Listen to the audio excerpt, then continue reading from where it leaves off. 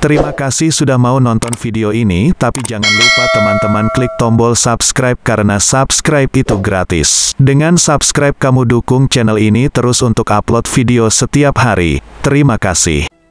Assalamualaikum warahmatullahi wabarakatuh. Selamat datang di Kisah Sirah Nabawi Channel. Selamat datang pada para pecinta sholawat. Di video kali ini kita akan mengisahkan tentang cerita kisah tabi'in Al-Qasim bin Muhammad bin Abu Bakar As-Siddiq. Al-Qasim adalah putra Muhammad bin Abu Bakar As-Siddiq. Ibunya adalah putri Yazdajir, raja Persia yang terakhir. Sedangkan bibinya dari pihak ayah adalah Aisyah radhiyallahu anha, Ummul Mukminin. Dialah adalah satu dari 7 fuqaha Madinah yang paling utama ilmunya pada zamannya, paling tajam kecerdasan otaknya, dan paling bagus sifat waraknya. Dr. Abdurrahman Ra'ad Bassa dalam bukunya yang berjudul Mereka Adalah Para Tabi'in menceritakan Al-Qasim bin Muhammad lahir pada akhir masa Khilafah Utsman bin Affan. Seiring dengan tumbuh dan berkembangnya anak ini, badai fitnah semakin dahsyat menerpa kaum muslimin hingga mengakibatkan terbunuhnya khalifah yang zuhud, ahli ibadah, Zunnurain Utsman bin Affan sebagai syuhada, sedangkan Al-Quran berada pada dekapannya. Tak lama setelah itu muncul sengketa besar antara Amirul Mukminin Ali bin Abi Thalib radhiyallahu anhu dengan Muawiyah bin Abi Sufyan bin Harb, gubernur untuk wilayah Syam.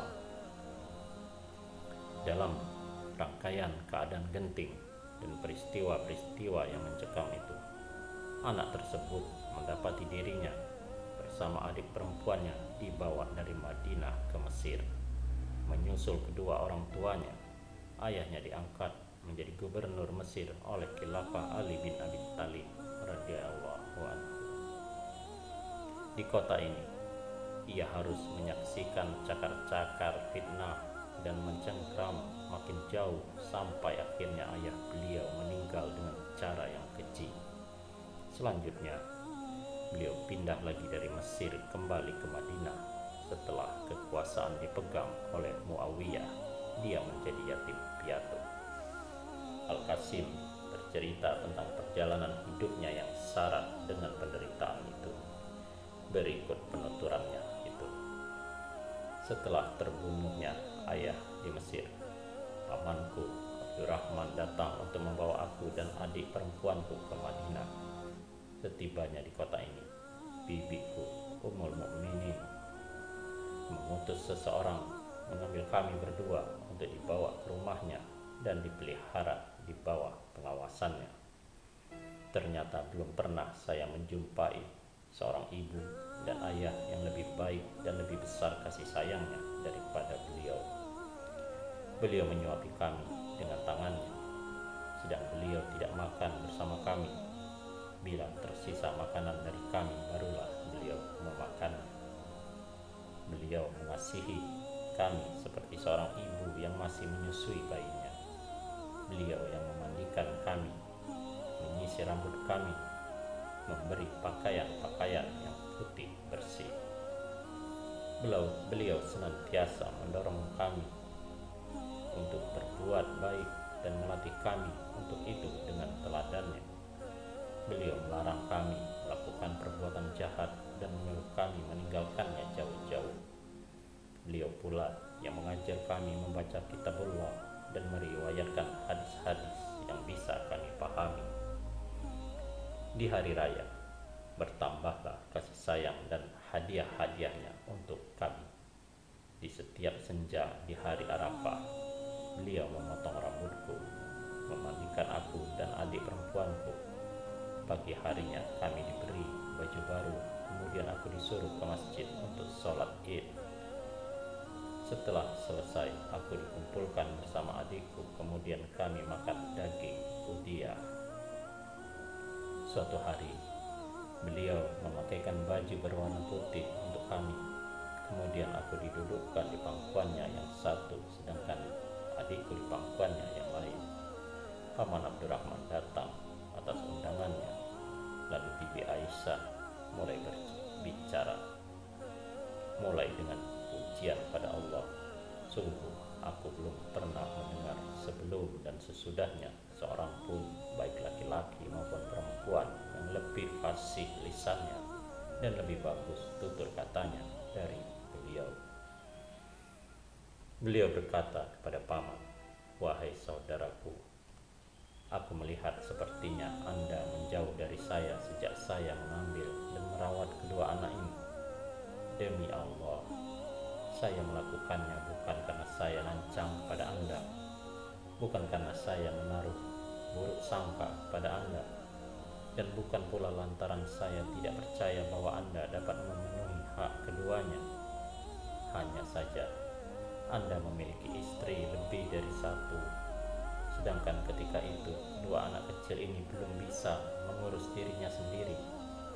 Maka saya khawatir bila keduanya dalam keadaan yang tidak disukai dan tidak sedap dalam pandangan istri-istrimu, sehingga saya merasa lebih berhak untuk memenuhi hak keduanya ketika itu. Namun sekarang keduanya sudah beranjak remaja dan telah mampu mengurus dirinya sendiri, maka bawalah mereka dan aku serahkan tanggung jawabnya kepada Anda." Begitulah akhirnya pamanku memboyong kami ke rumahnya. Hanya saja menurut Abdurrahman Ra'ad Bassa, hati anak keturunan Abu Bakar ini masih terpaut dengan rumah bibinya Aisyah. Rindu terhadap lantai rumah yang bercampur dengan kesejukan nubuat.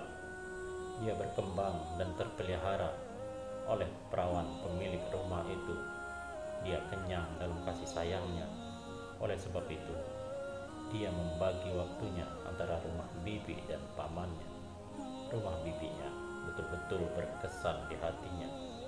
Lingkungan yang sejuk itu menghidupkan sanubari selama hayatnya.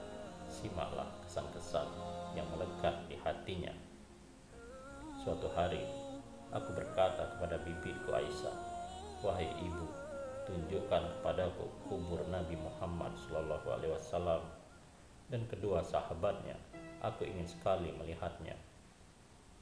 3 kubur itu berada di dalam rumahnya, ditutup dengan sesuatu untuk menghalangi pandangan. Beliau memperlihatkan untuk kami 3 buah makam yang tidak digundukkan dan tidak pula dicekungkan. Ketiganya ditaburi kerikil merah seperti yang ditaburkan di halaman masjid. Saya bertanya, "Yang mana makam Rasulullah?" Beliau menunjuk salah satu darinya ini. Bersamaan dengan itu, 2 butir air mata bergulir di pipinya, tetapi segera disekanya agar aku tak melihatnya. Makam Nabi SAW itu agak lebih maju dari makam kedua sahabatnya. Saya bertanya lagi, "Lalu yang mana makam kakekku Abu Bakar?" Sambil menunjuk satu kubur, beliau berkata, "Yang ini." Kulihat makam kakekku sejajar dengan letak bahu Rasulullah SAW. Aku berkata, "Yang ini makam Umar?"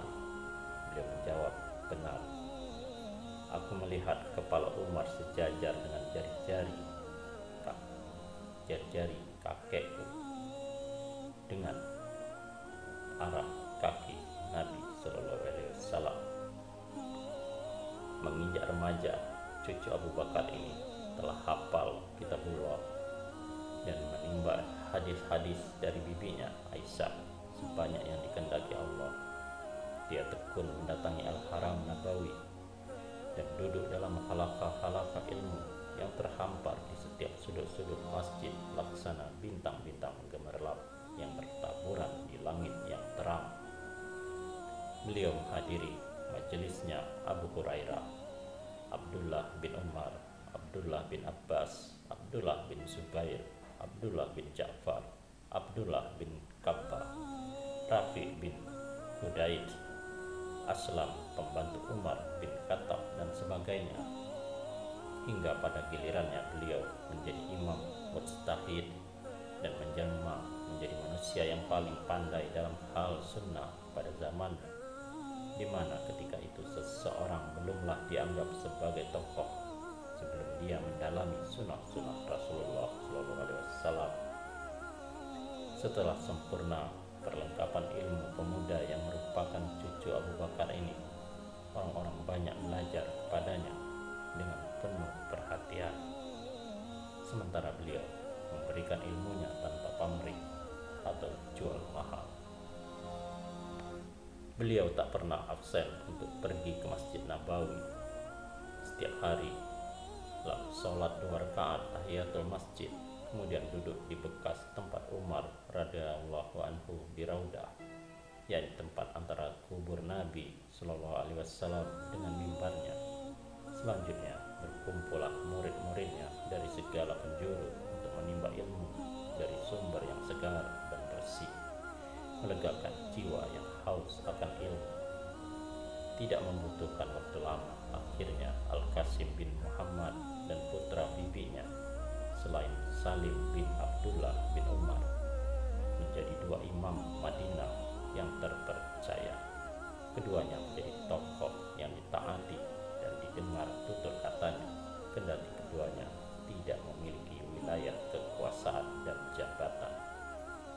Masyarakat mengangkat keduanya karena sifat takwa dan waraknya, juga karena pusaka yang ada di dalam dadanya berupa ilmu dan pemahamannya, ditambah lagi karena sifat zuhudnya terhadap apa yang dimiliki oleh manusia, serta berharap banyak terhadap apa-apa yang ada di sisi Allah.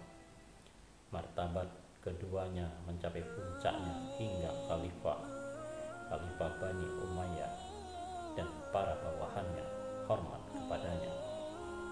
Penguasa-penguasa tersebut bahkan tidak pernah memutuskan suatu masalah yang pelik kecuali setelah mendengarkan pendapat kedua ulama tersebut. Demikianlah kisah kali ini. Semoga ada manfaatnya dan bisa menjadi tauladan bagi kita.